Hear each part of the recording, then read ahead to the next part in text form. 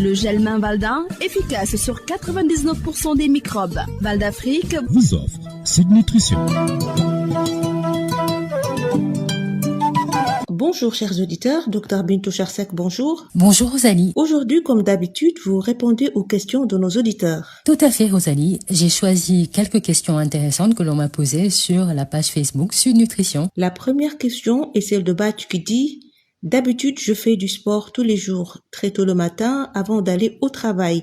Est-ce que vous me conseillez de maintenir cette pratique pendant le mois du Ramadan ?» Alors pendant le mois du Ramadan, je déconseille de faire du sport le matin parce qu'on ne pourra pas boire de l'eau après la séance et qu'on risque d'être sévèrement déshydraté ou de manquer d'eau.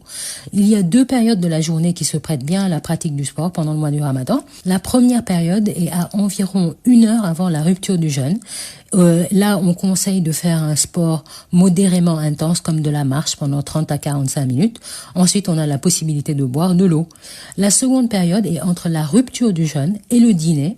Et là, on peut pratiquer du sport même intense puisqu'on a pu manger et boire avant de commencer. La question suivante est celle de Bamba qui demande « Comment faire pour boire suffisamment d'eau entre la rupture du jeûne et le coucher ?» Alors c'est une bonne question dans la mesure où pour beaucoup d'entre nous la fenêtre entre la rupture du jeûne et le coucher est assez petite pour à la fois manger et boire suffisamment d'eau.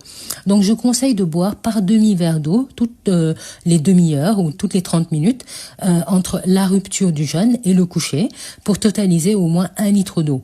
Concrètement, je conseille de préparer une gourde ou une bouteille d'1 litre et de s'assurer qu'on la termine avant d'aller se coucher. On continue avec la question de Zlé qui dit « J'ai beaucoup de mal à manger très tôt le matin dans le cadre du Khud. Que me conseillez-vous » Alors, il faut dire que Zé n'est pas le seul. Je pense qu'il faut d'abord éviter de trop manger et de manger tard, la veille, ce qui est souvent le cas quand on mange un nougou copieux et qu'on mange une seconde fois avant le coucher au lieu de manger qu'une seule fois un repas complet. Alors, si cette question est réglée et qu'on a toujours du mal à manger le khud, je conseille de prendre au moins 1 ou 2 fruits et de boire de l'eau. Ça, c'est un minimum. On termine avec la question d'Abdoul qui est « Je souffre d'hypertension artérielle. Est-ce que je dois adopter une alimentation particulière pendant le mois du Ramadan ?» Alors, le même conseil diététique que je donne à tout le monde s'applique aux hypertendus.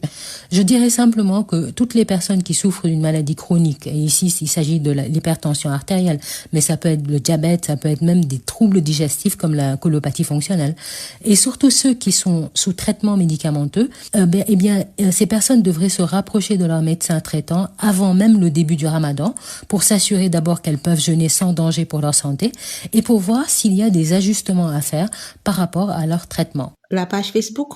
Alors, comme je le disais, la page Facebook, c'est Sud Nutrition, et faites comme nos auditeurs, du jour, Batch, Bamba, Zlé et Abdoul.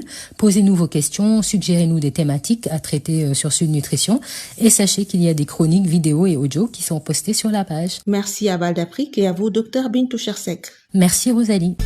Le gel main Valda, efficace sur 99% des microbes. Val d'Afrique vous a offert Sud Nutrition.